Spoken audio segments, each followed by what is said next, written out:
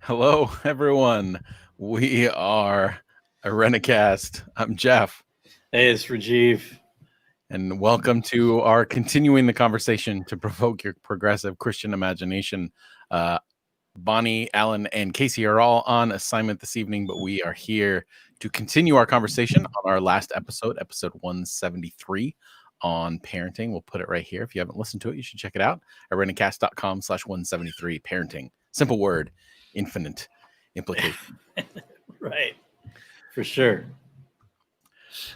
So, welcome everyone. I hope your week has started out well, and we're just going to kind of get into it. If you're joining us, please feel free to put your comments in the section or in the comment section. So if you have any thoughts on that particular episode, or yeah, I'm sorry, it's like, so if you have comments and questions you want to ask, go ahead and jump in the comments. And that's what this time is all about. It's about interaction. We want to hear from you. We legitimately want to continue the conversation. So, well, and for those of you that aren't in California, these fires, in addition to the pandemic, are just messing with everybody. Like I'm inside. I'm nowhere near a door.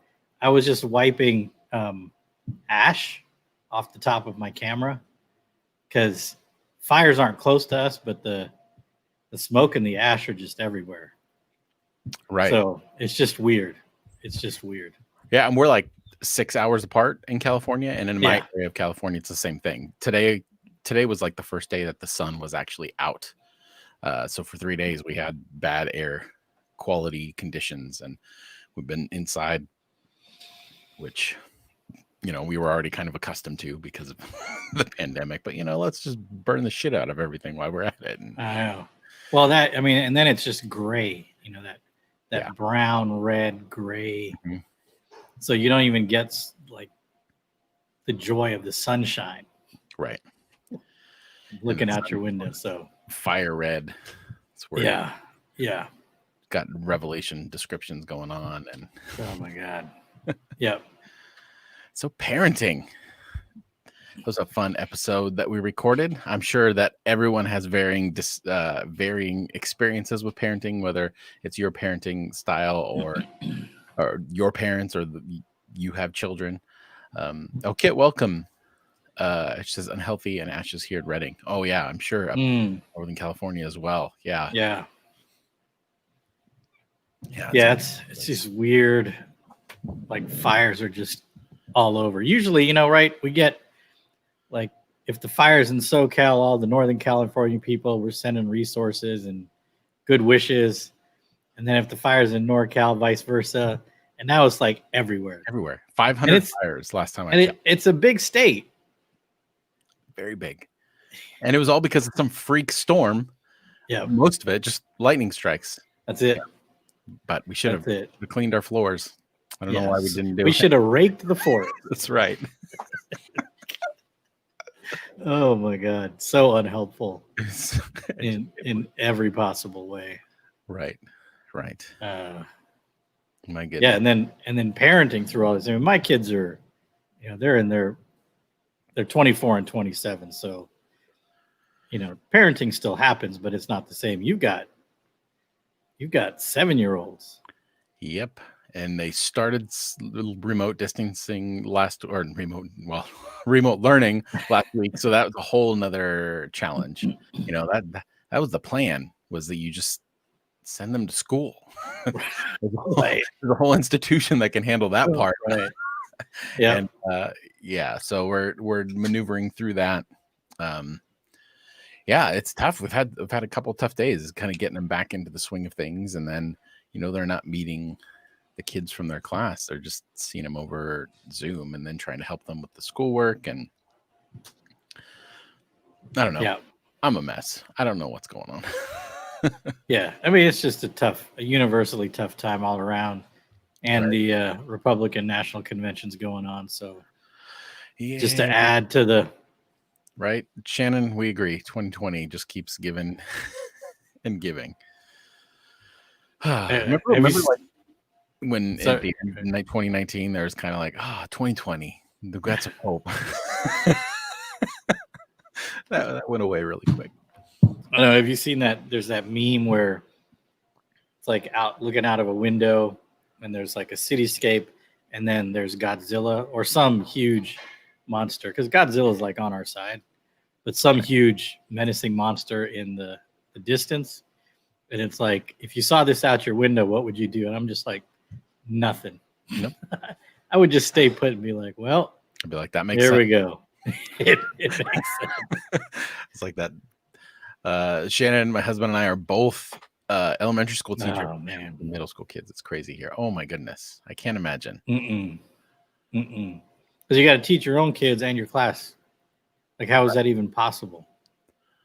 I can't imagine how distance learning works for middle school and high school because of all the multiple classes. Like, I'm barely keeping track of one teacher, one class. I mean, I suppose that it helps that the student is, a little bit more aware of the world than a 7-year-old.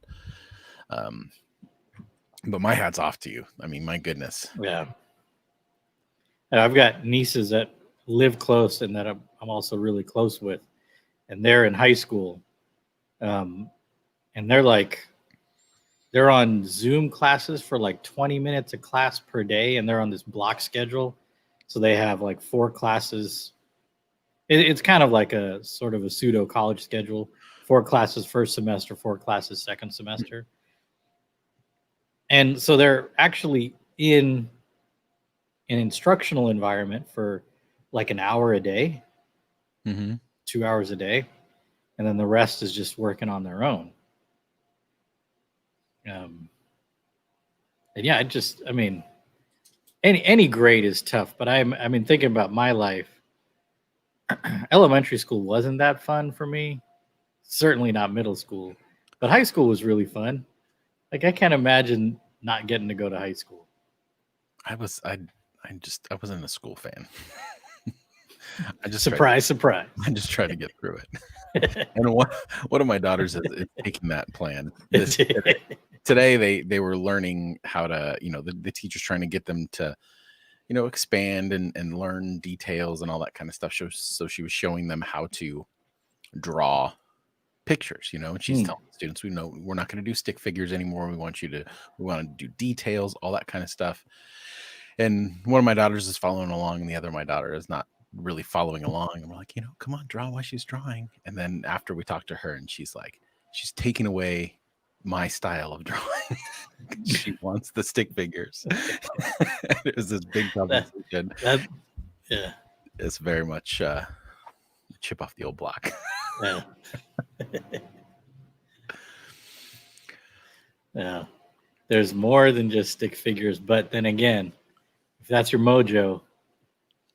That's right. She very much felt that she was being robbed of her creativity. Yeah. I can't even draw stick figures. Like, barely. Not an artist, Rushy. No. It's terrible. Right. I haven't drawn anything. I don't just stick to a computer. And like, I'm thinking about like you and was it Shannon and others with younger kids at home. And the tail end of last school year was like, okay, there's this COVID-19. It's a global pandemic. We're going to finish the school year remotely, fine. And then we'll look forward to next school year, the fall. And here we are. And it's like some school districts, I think, have called the year remotely. Yeah, I think so. And I just can't wrap my mind around how that's going to work for people. I don't know either. I think I can't remember if we were talking or I was talking to this, but jokingly, it's kind of like the whole Avengers Endgame, the whole Thanos snap. Like, they're just going to lose a year and then they'll come back and they'll be like, everyone will have moved on, like the whole world a year later, but they'll just be in the same grade and everything works. So, but yeah, fortunately, I had that moment after the last school year, and I was like, okay, next year, let's just get through these next couple months. But quickly, like 2 weeks after they were done, I'm like, nope, we're gonna have to do this again in the fall. I'm pretty sure. Shannon, she says, I agree. Starting out the school year is way harder than ending it last spring, for sure. Yeah. Because you go through. I'm a former teacher. I've taught middle school and high school and some early ages as well. None of the preparation, other than for a very specialized few, none of the preparation for being a classroom teacher includes this sort of virtual thing. I mean, it's all about the live experience, connecting with your students. Um, the curriculum is there, but then creating experiences to bring the curriculum to life for your particular cadre of students. And every year they're different, And if you have multiple classes throughout the day, every classroom has its own chemistry, its own personality. So, yeah, like this just almost seems like it's stripping all that away. And, the joyous parts of teaching, I imagine, are just gone for the most part. maybe. I don't know. I'm not a teacher, so I'm speaking out of pure ignorance here. So feel free to reprimand me, Rajiv or Shannon. You as well. Feel free. Yeah, I'm not teaching anymore. I haven't taught in a while. But I don't know. I feel like if it's any profession, like I'll use church as an example. I was in church for a long time, and I feel like there's moments like these where you have an opportunity. Not to say that it justifies the fact that we're in this mess in the first place, but you had an opportunity to be creative, figure out new things, maybe experiment and have something. Because I've seen it so far in my limited experience and all of our limited experience with the pandemic. I've seen, for various reasons, the styles of 3 different teachers. And granted, this is like first to second grade. And I've seen some teachers, a couple teachers just jump into it, like use this opportunity to have one-on-one time with children, create small groups, like do all these really creative things with Zoom to create more connection than they would have necessarily in the classroom, because they're not responsible for them all day. They can split up that instruction time a little bit more. And then I've seen other teachers that are just, here's my information. There's your work. Go at it. And didn't seem too interested in the relationship with the kids. Which, I mean, I guess, I don't know. I don't know anything about teaching, but from a parent perspective, it's like, well, I like the former of those 2 options than the latter. That's for sure. Yeah. Well, I mean, I think teachers interested in connecting with their students are going to connect with their students, whatever the medium is. Right. But there's like a whole art form to doing online instruction. And, at least the school districts around this area, the Sacramento area, they weren't sure what they were going to do till, a few weeks ago. And then, that's not a lot of ramp up time for you to pick up all those skills. Right. That's true. But yeah, I mean, I hear you. At the very least, like if I were in this situation, that would be one of the things I would try to do the most, is to find ways to stay connected, just make sure their mental health and emotional health was doing okay. Be aware of all the resources available to them for any students and families that needed it. And then the curriculum almost becomes like part of that connection rather than the connection as a result of the curriculum. Right. Yeah. That would, in my ideal fantasy life, because I'm not going to have to apply this practically, but I think I would probably try that from the outset. But I also know some school districts are like, no, that's not how it's going to work. Mm-hmm. You're just going to do this and that's it. Right. So from a parenting perspective, as at one point an educator and a parent at the same time, mm-hmm. how did you ever have one of your kids in your class? I never had one of my kids as a student, but Bonnie in my classroom. I was principal at the school where they were students. Oh. And I taught high school. It was a K-12 campus, and they were younger. But Bonnie had our older son Julian in kindergarten when she taught kindergarten for a while, and and the boys, they were born into a 2-teacher household, so they knew right away when we go to school, when we're at school, we call you like Mr. and Mrs. Rambob. Mm. And after school when we're doing stuff, then it's just Mom and Dad. So they were pretty cool with that, and they kind of ran around, and we, teachers did their thing. I mean, we were all colleagues. Their teachers and us were colleagues. Mhm. So, and it's when you're faculty kids, there's always like sort of a wink and a nod here and there. It's like one of those perks when you're sitting in the parking lot, not having had lunch or dinner at 6:30 at night when you're still stuck in meetings. So there's a little give and take there for the kids. Right.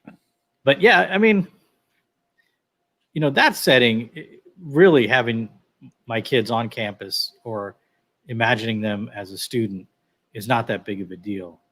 But in this dynamic with everything virtual, I think that would be, doable, but it would be really hard. Right. Really hard and complicated. I'll tell you, it is. Education is something we didn't discuss in the episode when we were talking about parenting.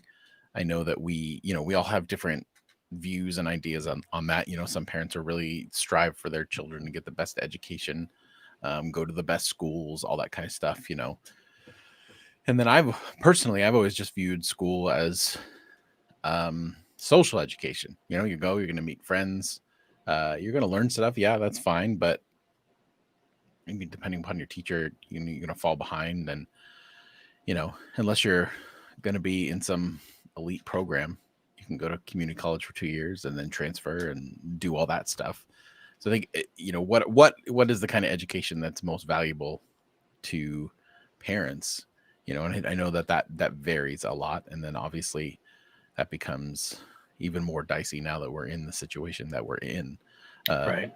As you walk through grown kids, what was as a parent, what did you feel was the best path, and how did that change in regard to education? Yeah, there's definitely a lot of tension. I mean, your focus as a parent is just your kids, right? You're not worried about parenting your neighbor's kids. Right. When you're an educator, and in my case, both a classroom teacher and a school principal, you've got, a few hundred kids and their well-being to at heart, or like 30, 40, 50 kids, however many might be in your classes. The hard part about the way we do education in the United States is, or I would say the biggest flaw is we have slapped on an arbitrary timeline to what is an integral part of a human development process. Not everybody learns algebra on time.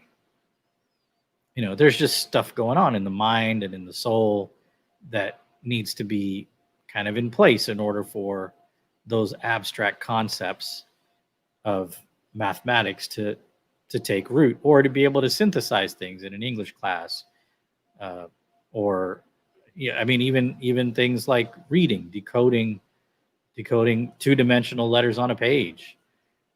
Those are all part of a developmental process, and yet we force and we judge children based on this completely arbitrary timeline that we've put on that process. Right.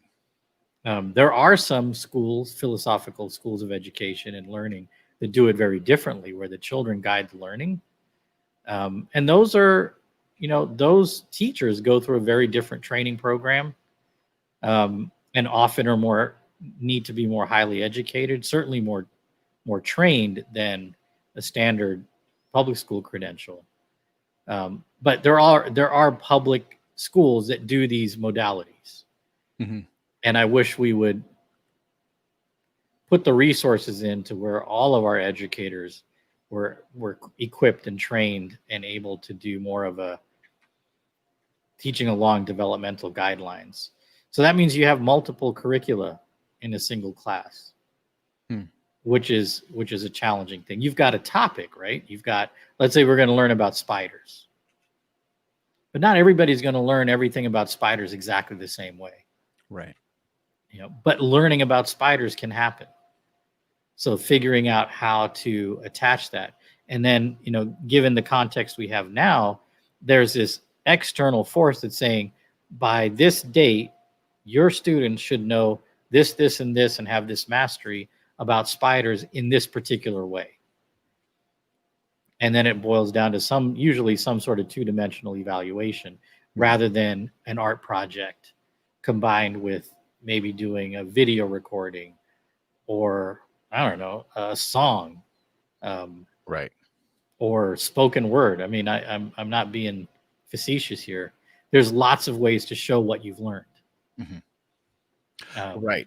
And different varying methods of discovering what they learn. I remember vividly. So I have this really interesting vantage point because I have twins. So, two girls, same age, couldn't be more different.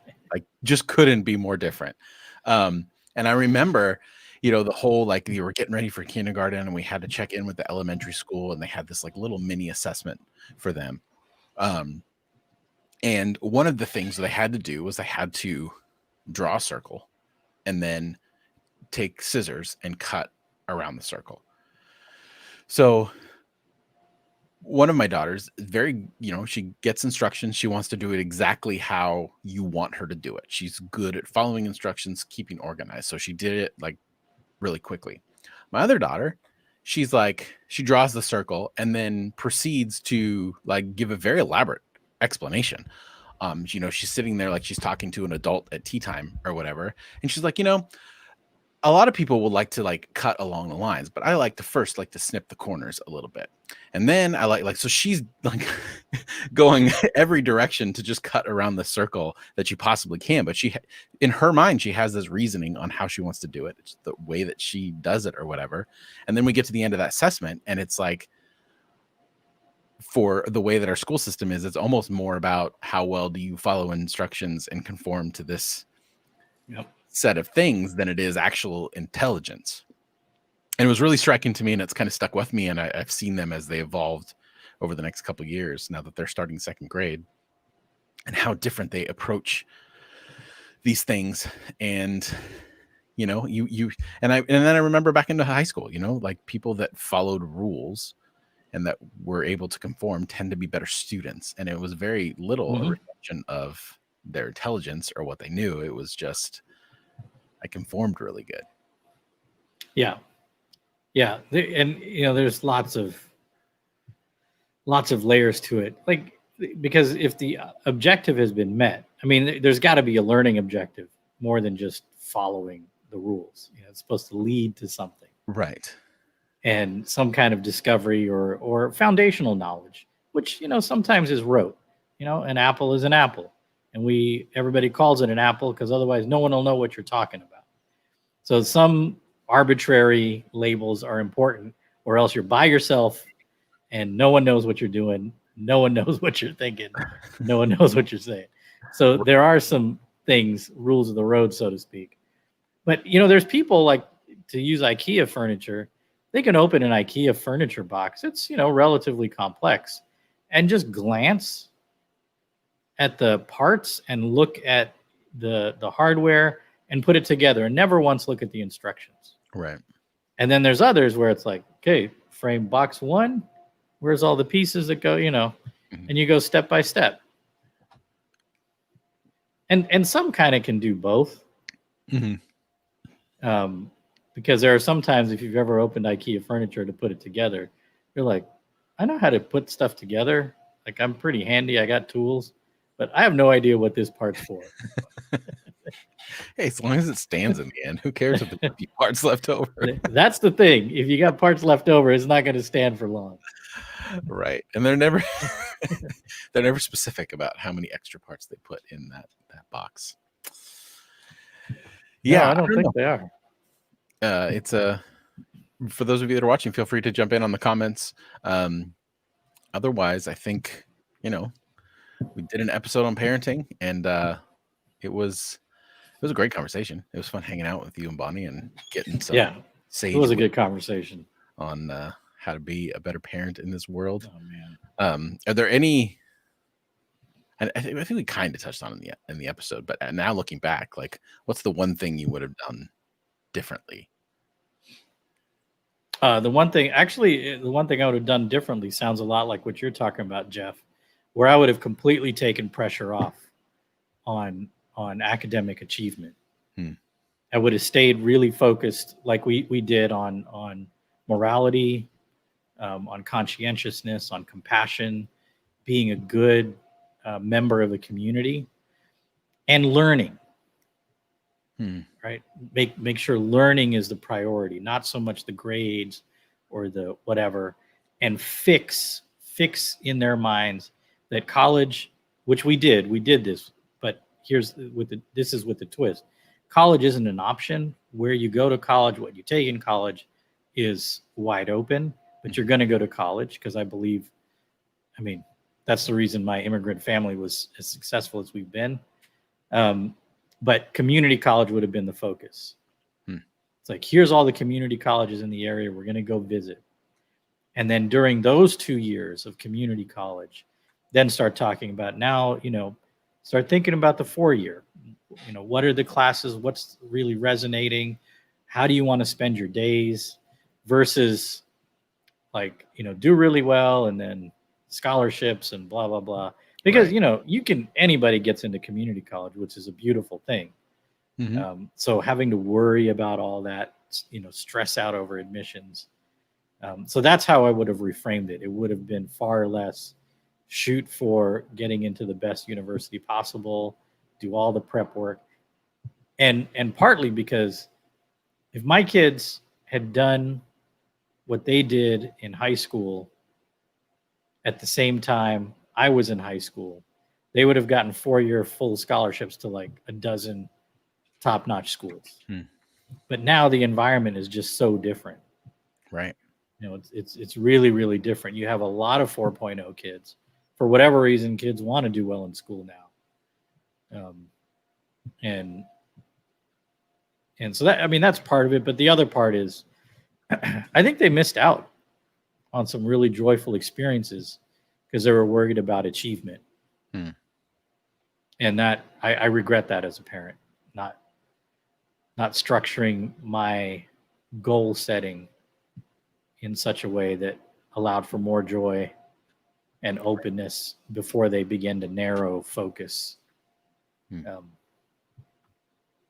they ended up kind of going that route. They both got into great schools, but didn't want to pay the private school tuition. And then both ended up heading the community college route and then matriculated into California state schools. Well, one at UC Davis and one at Sac State. Right. Yeah, and how many times do you change your major and not know what you're going to do, and you're spending all that money at a 4-year to stay there longer when you just get the community college deal? And we brushed on this a little. I think Bonnie asked me the question in the episode, but being a youth pastor, what did I learn about that? And that was a big thing, was the achievement, is watching these brilliant students have the weight of the world on their shoulder because they have an AP test and then they have this extracurricular activity and this and that. And I'm like, man, whatever happened to just going home and watching TV and hanging out with your friends and, breaking a few curfews and, exactly. Just the stress. And I've never been as stressed as I've seen some high schoolers stressed because of the weight of the world. And I remember, I don't remember if I saw it as a YouTube video or was this thing that I got as a youth pastor, but it was a graduation speech by someone, and it could have been fake. I don't know, but it stuck with me during that time. And it was this written speech that this high schooler supposedly gave at their graduation, and they said, something along the lines of, everyone tells us we're not in the real world. We're going to graduate high school and then we're going to enter in the real world. And he's like, screw that. I have deadlines. I have work that's due. And just went through this list of all these stresses. And I was like, well, you got a good point there. There's a lot that happens, especially for students that are driven and college minded, that there's a lot there. And, depending upon your job and where you get into the real world, it's very much the real world. You're maneuvering complicated relationships. You're dealing with either good bosses or bad bosses via your teachers. And most of us only had to deal with one boss at a time as adults. So my hat's off to all adolescents during this particular, any era, but this particular era especially. Like, I don't know. if I could have done it. I don't know. Right. Yeah, and the real world is subjective, right? Right. Whatever your context is, whatever your place in society is at a given moment, that's your real world. Yeah. And you really can't know what the real world is for other people till you've been there, right? Like parenting, follow up. You cannot, for the life of you, explain what it means to be a parent to someone who's never been a parent or a significant caregiver for a child. Right. You just can't. There's just no way. And you've been a child, you've been parented, but you have no clue till you've actually done it. Right. And I think, how do you live in the paradox of chaos and frustration and anger, but also unconditional love and totally being in awe at the same time? It's a weird place to be. Yep. Absolutely. Well, it looks like all of our listeners are at the Republican National Convention. I guess so. I guess we have a ratings rival here. We're overlapping with them. So then, in that case, we'll call it a day. If you're watching this on the replay, feel free to check out the conversation. If you haven't listened to the episode 173, parenting, simple word, infinite implications. And our next episode comes out this coming Tuesday, so a week from tomorrow, and it'll be a great interview conducted by our very own Pastor Casey. So look forward to that next Tuesday. And then remember, if you're watching this audio will not be on the podcast feed. These are exclusive to our Facebook and YouTube pages, so feel free to come back and check it out anytime. And we will be back in a couple weeks for continuing the conversation on the next episode. Hopefully we'll have more of the crew with us, but it is quite a month for all of us here at IRenaCast. So a lot of transitions, a lot of changes, a lot of stuff going on in our personal lives and also coming up in the show, so stay tuned for that. We got some good stuff around the corner. If you would like to support the work that we're doing, feel free to visit our PayPal link at irenacast.com/PayPal. And there you can subscribe if you not subscribe. You can donate to the cause if you'd like. We are a nonprofit organization, so your donations are tax deductible. And don't forget to subscribe to the podcast. If you're catching us just by random on Facebook Live and you're wondering, what are these two guys talking about? Check out our podcast. You can go to irenacast.com and subscribe there. It'll direct you to any your favorite podcast app. And we would love to have you as a listener. Am I forgetting anything, Rajiv? I think I got it. That's it, man. You got it all. That's it. All right. Strong close. Enjoy the rest of your week, everyone. And hopefully nothing else burns, catches fire, or quakes, or storms. I don't know what's going on, but let's hope we can move into 2021 with a little more hope. Hope. There Something. We go. All right. So for this week, I'm Jeff. Hey, this is Rajiv. Peace. Thanks for continuing the conversation.